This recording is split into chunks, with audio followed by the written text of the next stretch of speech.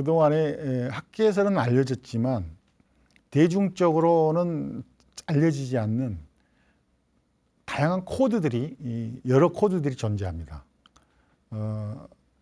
이 코드들은 불교의 법수, 그러니까 불교의 어떤 불법의 정수를 숫자로 표현한 것을 우리가 법수라고 그랬지 않습니까?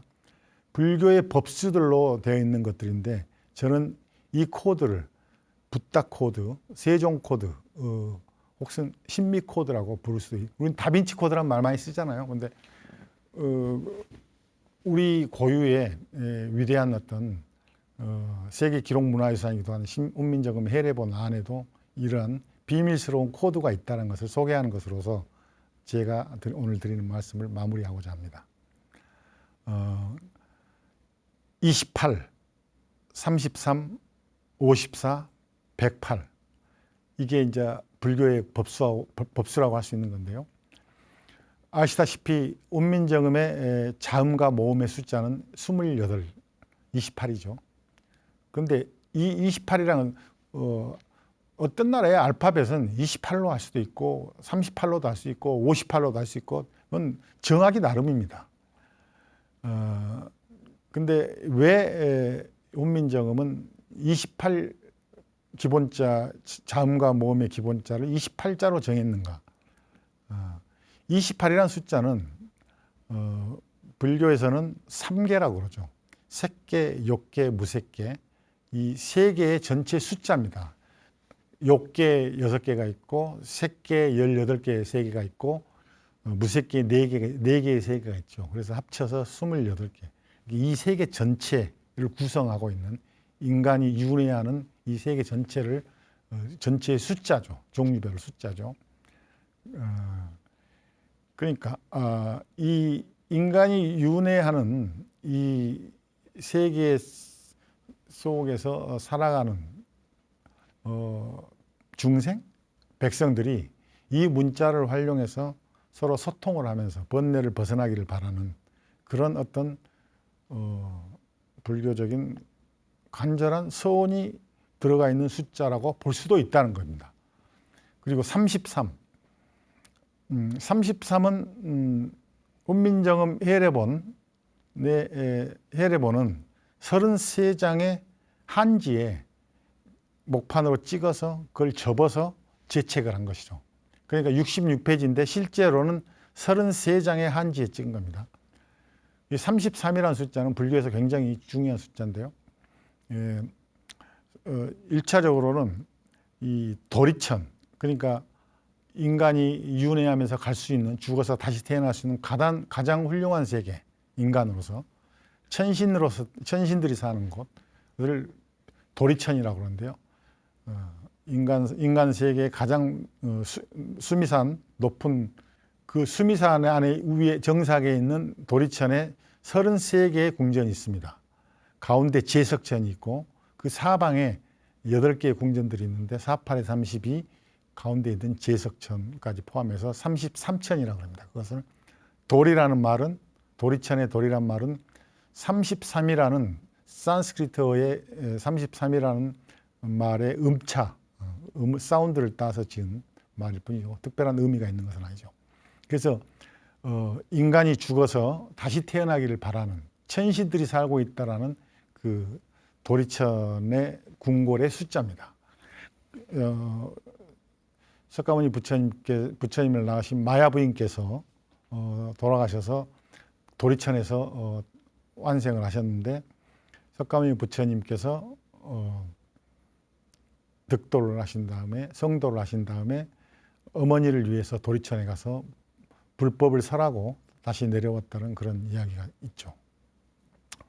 그러니까 이 문자를 활용해서 서로 소통하고 그 소통의 즐거움을 느끼고, 소통이라는 것의 가장 핵심은 불교적으로 표현하면 자비라고 봅니다. 소통을 전제해야 공감이 일어나는데, 이 공감이라는 것은 이 상대방의 타자의 슬픔과 기쁨을 아주 하나처럼 느끼는, 자신과 하나처럼 느끼는 그런 마음의 상태, 그런 마음의 상태에서 나오는 어떤 행위 이렇게 생각하는데 그런 자비심을 가지고 아름다운 인생을 살다가 하늘나라 천신들이 사는 도리천에서 태어나기를 바라는 그런 어떤 불교적 서원이 발언이 들어있는 숫자라고 생각합니다. 그리고 28과 33은 새벽을 알리고 밤을 알리는 파루와 인정, 그때 치는 종을 치지 않습니까? 그래서 33번 치고 28번 치는 그런 우리 시간의 리듬을 조율하는 그 숫자하고도 관련이 있죠. 그리고 훈민정음 해례본에 이 어제 서문 국지어음이 이호 중국하여 여문자로 불상유통하니 고우민이 유소 요건 그러니까 나란 말씀이 중국에 달아 문자로 서로 사마띠 아니할세 어린 백성이 누리고자 할 바 있어도 뭐 이런 쭉 가는 이 세종께서 지었다라는 세종 어제 서문의 한자 숫자가 정확하게 54자입니다. 그런데 언해본에 이것을 우리말로 번역한 나란 말씀이 이걸 번역을 하면은 정확하게 108자입니다. 이게. 그렇다면 이 해례본과 한자로 된 해례본과 우리말 언해본의 제작 어떤 시기적 차이가 분명히 있는데 몇 년의 차이가 있는데 이게 이미 우연히 54자로 했고 우연히 그 두 배인 108자가 우리말로 이렇게 번역을 했고 이게 우연이라고 저는 생각하지 않습니다. 이미 한자로 쓸 때 108자를 염두에 둔 어떤 글자 숫자가 편집적으로 기획되어 있었다고 저는 생각합니다. 그래서 이런 불교의 법수가 특히 108이라는 숫자는 불교의 법수 중에서도 가장 중요한 법수 아닙니까? 108내, 108번내 우리 인간이 세상을 살아가면서 느끼는 고통과 괴로움, 번뇌, 이 종류, 숫자를 108번뇌를 이 문자를 통해서 소통을 하고 공감을 해서 서로 자비를 베풀고 하면서 아름다운 삶, 하루하루 일상이 즐거운 생생질하게 삶을 살기를 바라는 세종 또는 신미, 이 스님의 간절한 발언이 이 문자를 소개하고 이론적으로 설명하는 훈민정음 해례본 안에 숫자로서 코드로서 이렇게 상존해 있다라는 거. 이거는 결코 간과할 수 없는 그리고 훈민정음은 매 챕터마다 뭐 A편이 있다든지 뭐 용례편이 있다든지 초성례, 중성례 이게 챕터별로 되어 있는데요.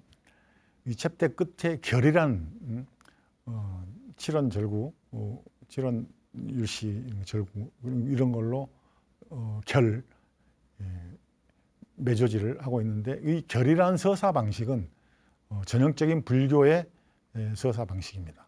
그래서 훈민정음 해례본이라는 기록물, 서물, 책 안에도 다양한 불교적 코드가 여기저기 박혀 있다라는 어떤 이런 사실들 대중적으로 좀 알려지면은 흥미로운 지점이 아닐까 생각합니다. 그리고 또 108이라는 숫자는 훈민정음 해례본에 세종이 직접 지었다고 실록에 기억된 훈민정음 해례본이 66페이지인데요. 33장의 한자에 찍어서 66페이지로 제책한 책인데 그 66페이지 중에서 세종이 직접 지었다고 실록에 기록된 앞부분 8페이지가 있습니다. 그것은 국지어음이 이호 중국하여 여문자로 불상유통 이런 어떤 그 서문과 그 이후에 A편 기억은 아음으로 임금군자의 초발성과 같은 이런 식으로 쭉 28자 자모의 그 예를 들어서 설명을 해놓은 이 8페이지가 세종이 직접 지었다고 기록이 되어 있는데 이 8페이지의 한자 숫자가 8페이지나 되는 긴 어떤 그 문장의 한자 숫자가 중복된 문자를 빼면은 정확하게 108개의 한자로 되어 있습니다. 종류에. 이런 것들은 우연이 아니라 이 해례본을 만드는 어떤 당사자들이 정확하게 계산과 의도에 의해서 만들어진 굉장히 중요한 코드들이라고 생각합니다. 아까도 말씀드렸듯이 해례본 속에 있는 이런 분류의 법수로 표시된 어떤 코드들을 저는 붓다 코드 또는 세종 코드라고 명명하고 싶습니다. 이 외에도 앞으로 눈 밝은 학자들이나 어떤 여러분들에 의해서 더 많은 코드들이 훈민정음 해례본이라든지 또 훈민정음 관련된 다양한 책들 중에서 앞으로 발견될 가능성이 많다고 생각합니다. 특히 제가 월인석보 연구로 박사학위를 받은 정진원 박사한테 들은 얘기에 의하면 월인석보, 월인청강지곡과 석보상조를 합본해서 만든 그 책, 굉장히 방대한 책이죠. 그 책의 제1권이 216페이지입니다. 근데 216페이지는 아까 한국의 어떤 전통적인 제책 방식에 의하면 108장의 한지에 찍어서 접어서 제책을 했기 때문에 216페이지인 거죠. 거기에도 108이라는 분류의 법수가 쓰여져 있는데 그 페이지를 보면은 그 108페이지에 만들기 위해서 의도적으로 빈 공간이 굉장히 많다고 합니다. 이와 같이 이 훈민정음 또 훈민정음 관련된 다양한 책자 중에는 불교적 코드가 존재하고 있다. 굉장히 중요한 사실이라고 생각합니다. 제가 세종의 콜라보 협업 상대로서 신미스님이라는 인물을 등장시킨 중요한 이유들 중에 하나입니다. 그렇다고 해서 일부 대중들께서 일부 영화 관객들께서 저는 좀 오해라고 생각하는데 오해는 늘 발생할 수 있죠. 오해는 이해 이전의 상태라는 말도 있지 않습니까? 우리는 서로 저도 오해 많이 합니다. 누구나 다 오해를 하죠.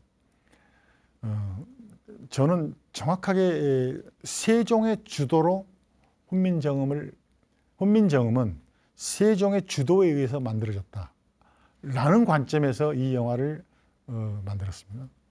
그러니까 영화로 비유하면은 훈민정음은 세종이 기획하고 세종이 투자하고 세종이 제작하고 세종이 배급에 대한 안배까지 해놓은 그런 작품이라고 그런 어떤 업적이라고 생각합니다. 신미스님은 영화로 비유하면은 그런 어떤 기획과 제작 과정 속에 동원된 제1스텝 영화 감독과 같은 어떤 역할을 하지 않았나. 나는 제가 이 영화의 시나리오를 작가와 같이 작업하면서 그런 의도로 이 영화 시나리오를 구성했고 또 현장에서도 그렇게 찍었습니다. 그리고 흔히 말씀하듯이 너무 한나라의 임금, 그것도 가장 위대한 세종대왕한테 신하들이나 신미스님이 대하는 태도가 너무 불손하지 않냐, 이런 어떤 그 비난도 많이 들었었는데요. 저는 그런 종류의 연출을 왜 했냐면 세종은 아까도 좀 전에도 말씀드렸듯이 일을 하기 위해서 신분과 계급과 그 사람 상대방의 위상을 가리지 않고 그가 전문적인 지식이 있고 재능이 있다면 누구든 발탁을 했습니다. 노비였던 장영실도 그렇게 해서 발탁을 해서 다양한 천문학적인 기계를 만드는 데 활용을 했었고요. 그뿐만 아니라 음악을 할 때는 박연이라든지 하여간 모든 시골 노인네까지도 필요에 의해서 발탁을 해서 활용하는 그런 어떤 그 위대한 리더십을 발휘했죠. 그런 어떤 과정에서 상대방의 그런 어떤 태도를 관용하고 수용하는 그런 어떤 세종의 모습이야말로 그 많은 일을 해낼 수 있는 세종의 위대함의 핵심이라고 생각한 겁니다. 그러니까 신미 스님 좀 뭐 다음 대담에서 말씀드릴 수도 있지만 신미 스님과 세종은 사적으로 거의 왼수지간이었습니다. 실제로 신미 스님은 10대 때 성균관에 입학할 정도로 당대의 수재였습니다. 그리고 신미 스님의 집안은 친가 예가가 고려 때부터 아주 명문가의 집안이었습니다. 예문관 대제학을 대대로 지을 정도로. 근데 신미 스님의 아버님이 역적지에 버금가는 광상죄를 저질러서 그게 그 충혈을 충효를 배반하는 그걸 죄를 광상죄라고 그러지 않습니까? 조선시대 광상죄라는 것은 치명적인 죄 중에 하나죠. 그래서 출사를 할 수 없는, 그러니까 그 사회에서는 관직에 나가거나 출세를 할 수 없는 어떤 치명적 어떤 신분으로 나락을 합니다. 그래서 성균관에서 쫓겨나고 어떤 생명의 위협까지도 당할 수 있는 그런 상태에서 불가의 의탁에서 목숨을 부지하고 불교적 학문의 세계 속으로 빠져 들어갔고요. 그러니까 신미 스님의 가족은 세종의 가족, 태종이라든지 세종의 가문에 의해서 몰락한 가문입니다. 그래서 이런 어찌 보면은 어떤 원수라고도 할 수 있는 이 사람들이 만나서 신미 스님 입장에서는 특히 작업을 했다라는 극적 설정이 있기 때문에 영화적으로 신미 스님과 세종은 협업자이기도 하지만 어찌 보면은 적수이기도 하고 경쟁자이기도 하는 어떤 그런 방식으로 이야기를 짰기 때문에 그런 어떤 태도가 나올 수 있고, 그런 태도를 받아들이는 세종의 어떤 위대성, 포용성, 관용성 같은 것을 표현하기 위한 어떤 방편적 방식이었다라고 설명드리고 싶습니다. 신미 스님에 대한 태도뿐만 아니라 그것은 신하들에 대한 태도를 받아들이는 세종의 태도도 마찬가지죠. 제가 훈민정음 해례본과 언해본을 읽으면서 늘 궁금했던 지점이 하나가 있었는데, 언해본에 이렇게 되어 있습니다. 나란 말씀이 중국에 달라 문자로 서로 사마띠 아니할세, 그 부분을 하면서 중국에 대한 그 풀이가 있습니다.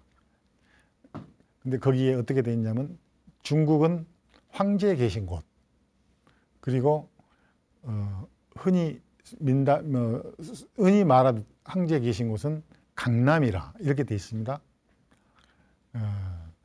왜 세종조 때 황제에 계신 곳은 북경이어야 되는데 왜 훈민정음을 언해하고 편집한 사람들은 황제에 계신 곳을 양자강 이남인 강남이라 했는지 늘 궁금했습니다.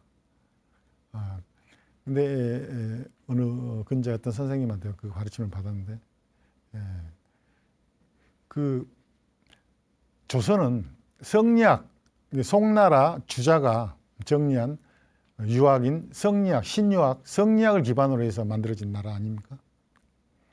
그러니까 성리학이 발상된 송나라가 조선의 어떤 국가적 롤 전범이었던 거죠. 그래서 명나라보다는 송나라가 조선의 모델이었던 겁니다. 그래서 근데 송나라는 아시다시피 조광윤이 조광윤이 처음에 세운 나라 아닙니까? 근데 그 조광윤이 죽으면서 후대 황제들한테 단 한마디의 유언만 남겼다고 합니다. 그 유언의 내용이 뭐냐면 말 때문에 신하들을 죽이지 말라.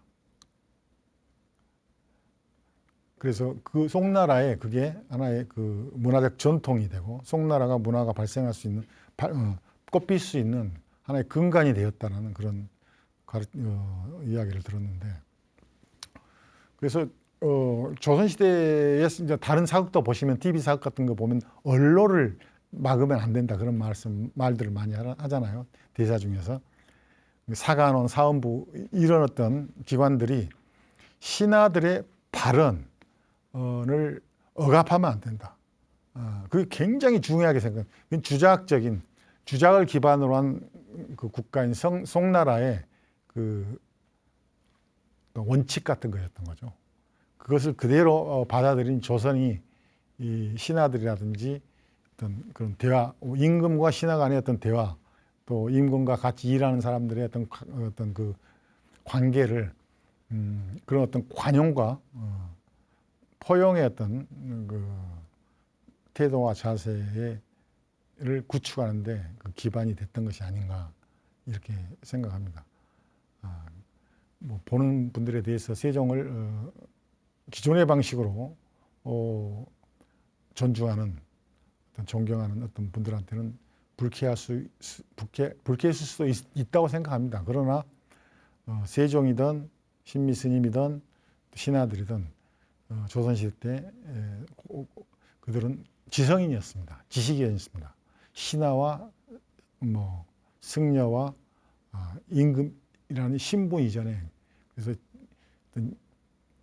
자존심 있고 자기 이 프라이드가 있는 어떤 지성인들의 대화와 충돌, 갈등, 타협 과정에 어떤 그 극적인 어떤 텐션을 보여주기 위해서 그런 방식으로 쓰는데 저는 어찌 보면은 우리가 일반 TV 사극에서 고개를 조아리고 그렇사옵니다, 저렇사옵니다 하는 것보다도 실제 우리가 타임머신을 타고 가서 볼 수는 없지만 훨씬 더 리얼리티가 있을 수 있는 장면이라고 생각합니다. 그리고 이 영화의 어떤 세종의 주도는 저는 특히 세종은 원리와 원칙을 정확하게 제공합니다. 신미스님한테 간단 명료해야 된다. 모든 백성들이 쉽게 배울 수 있도록 하기 위해서. 그리고 구강 구조의 문자 디자인을 구강 구조를 따서 디자인을 해야 하는 어떤 그것도 세종이 발견하는데 주도하고 있는 걸로 돼 있고 그래서 저희 영화를 만든 제 입장에서는 영화를 디테일하게 살펴보면은 그런 어떤 항의와 비난은 조금 아쉬운 지점이 아닌가 그렇게 생각합니다. 그리고 이 영화는 전체 구조가 서사 구조가 불교적 입장에서 보면 어떤 역사적 회양 구조로 되어 있습니다.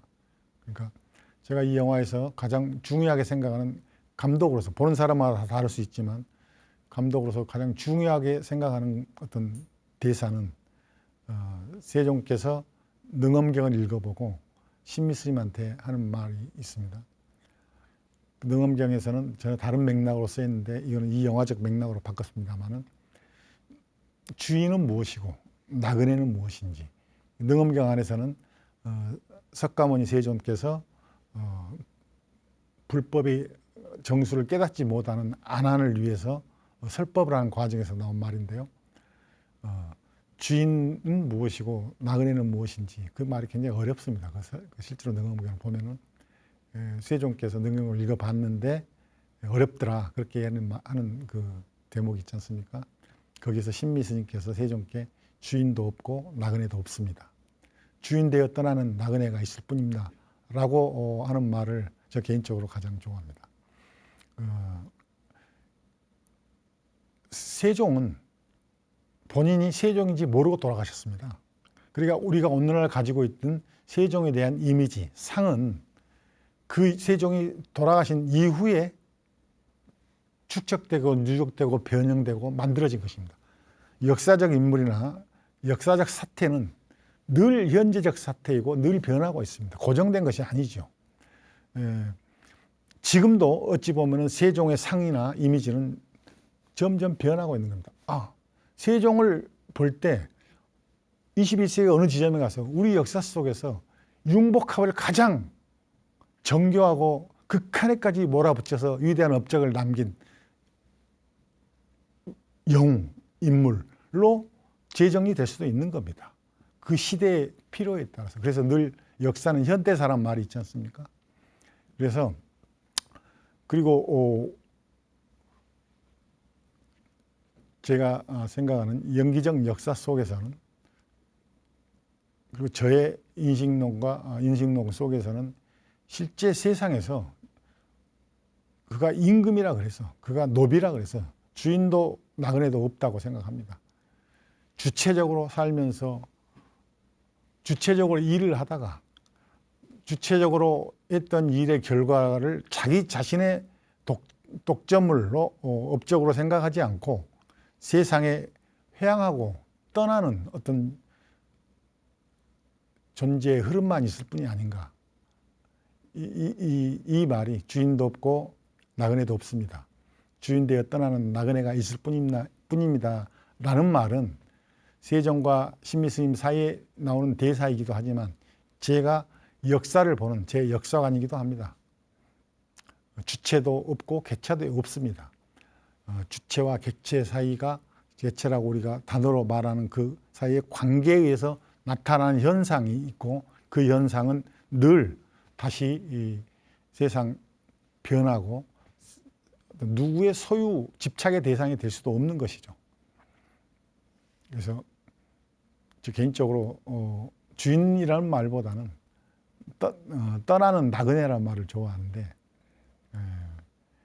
제가 이 영화를 세종의 주도에 의해서 훈민정음 나라말 3.1을 나라말 훈민정음은 세종의 주도에 의해서 만들어진 것이다. 그렇지만은 세종과 신미의 연기적 관계는 그 누구도 독점하지 않는 그 업적을 세상에 회항할 뿐이다라는 그런 데서 어떤 위대함을 보는 거죠. 그리고 아까도 말씀드렸지만 세종에 대한 이미지, 상은 지금도 변하고 있습니다. 그리고 훈민정음의 어떤 의미라든지 뜻이라든지 그것은 앞으로도 이 디지털 시대를 맞아서도 계속 변할 것입니다. 그 변화 속에, 그 흐름 속에 우리는 있는 것이고 훈민정음에서 우리가 배워야 될, 훈민정음의 창제 과정에서 우리가 느껴야 될 가장 중요한 포인트는 콜라보, 문명과 문명의 콜라보, 재능과 재능의 콜라보, 너와 나의 콜라보, 그 콜라보의 결과물을 통해서 소통을 하고 그 소통을 통해서 공감을 하고 그 공감을 바탕으로 서로를 감싸는 그런 아름다운 세상. 그것이 제가 훈민정음과 세종과 신미스님의 이야기를 통해서 표현하고 싶었고 배우고 싶었던 것들입니다. 뭐 영화가 잘 됐다는 건 아닙니다. 그러길 바랬을 뿐이죠. 여러분들한테도 앞으로 좋은 콜라보가 발생하기를 바랍니다. 중원보험 떠듬떠듬 말이 많았습니다. 감사합니다.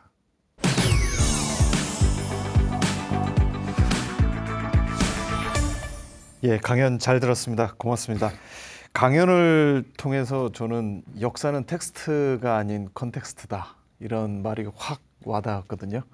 역사는 역시 텍스트죠. 네. 근데 우리가 역사에서 배워야 될 것들, 네.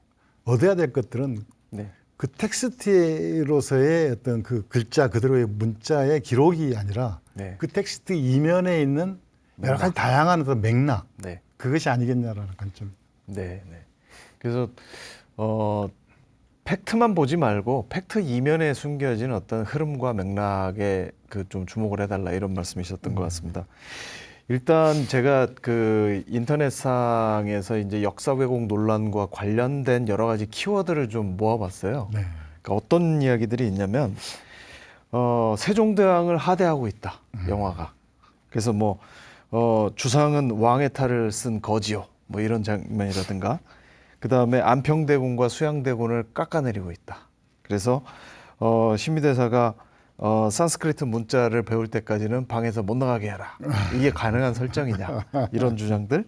그 다음에 예절을 잃어버린 신하들 주상에게 막대하는. 네. 그래서 이러시면 주상의 신하가 될 수 없습니다. 이런 구절들은 사실은 어떻게 보면 역적으로 몰릴 수 있는 대사인데 이런 것들이 과연 그 시대에 가능했겠느냐 이런 그 좀 네티즌들의 반응이 있었습니다. 이 부분에 대해서 어떻게 생각하십니까? 그런 관점에서 볼 수 있죠. 네. 근데 저는 이제 어찌 보면 한국에서 사극 영화를 가장 많이 만드는데 참여했던 영화인데 네. 그 고증이라는 게 어떤 영화가 어떤 사실의 기록을 재현하는 게 아니고 네. 그렇기 때문에 고증이라는 게 어떤 극적 엑기스를 우리가 뽑아내고 느끼는 어떤 것을 방해해서는 안 된다고 생각하는 주의거든요. 네. 그런데 또 팩트라는 관점에서 봐도 네. 조선시대의 관료제라는 것은 이 임금이든 신하든 기본적으로 공부를 많이 한 사람입니다. 네. 지식인이고 지성인들입니다. 네.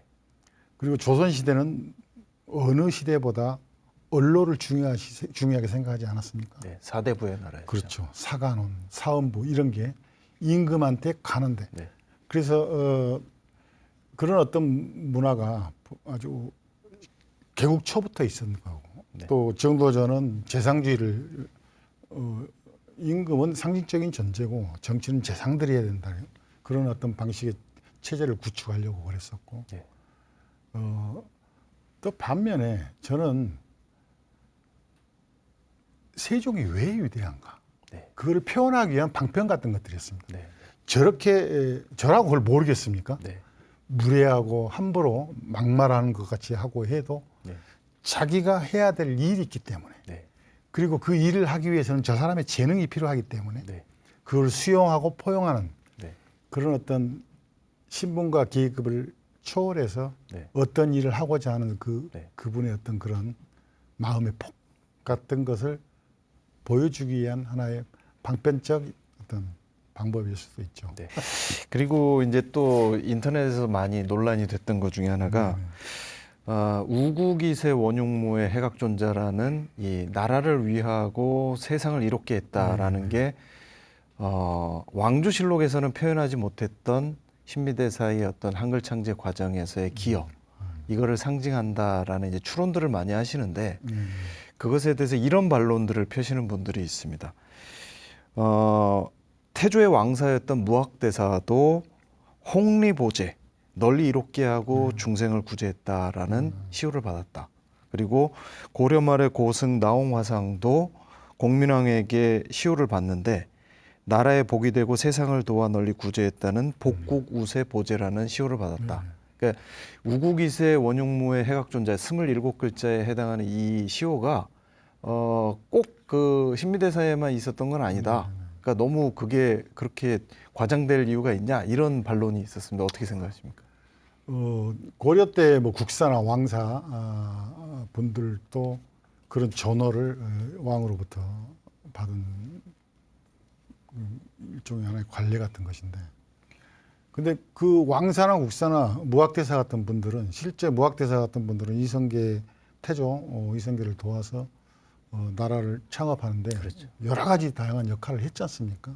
그래서 충분히 그런 전호를 받을 수 있는 구체적인 행각이 기록돼 있고 누구나 인정할 수 있는 건데, 신미 스님 같은 경우는 실제로 조선시대나 고려를 통해서도 그렇게 대단한 전호는 저는 보지 못했습니다. 제가 과문해서 그런지 모르지만 약간 비슷한 게 임진왜란 때 이 승문들을 동원해서 국난을 극복하는데 결정적인 역할을 한 서산대사께서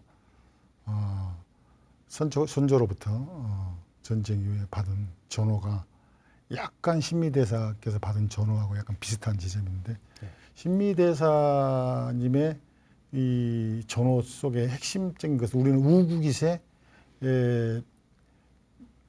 해각존자 요 부분이 핵심이다라고 얘기하지 않습니까? 네. 근데 자세히 보면은 저는 밀점정법, 그렇죠. 원흉무예, 네.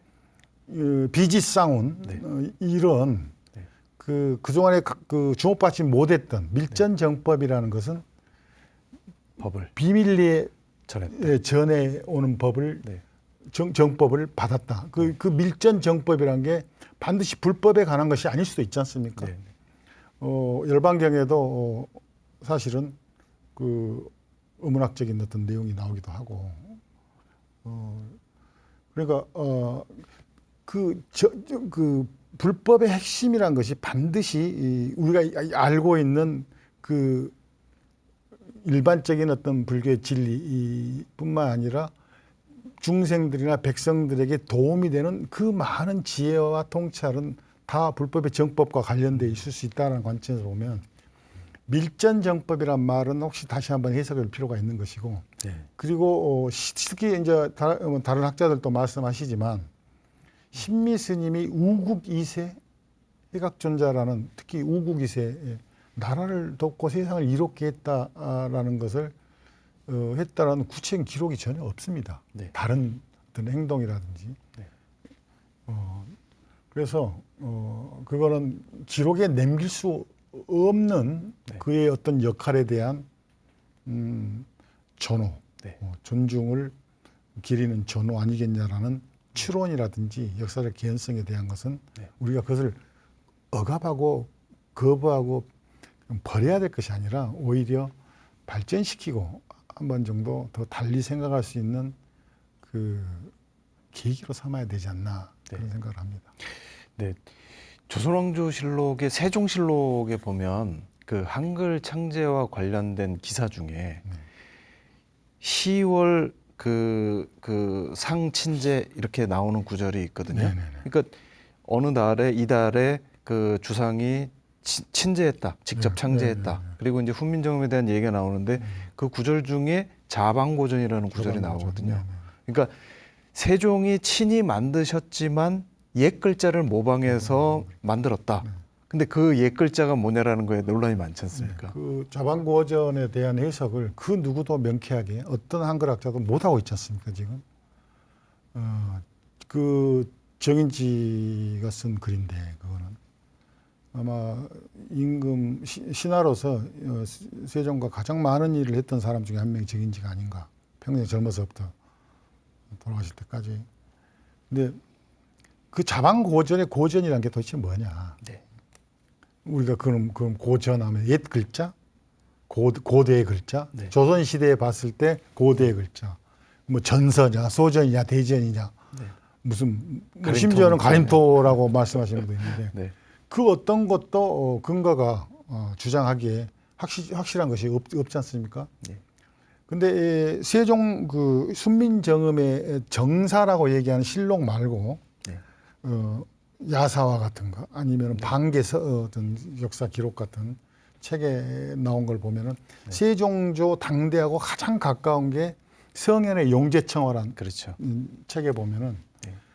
거기에 그렇게 나와 있습니다.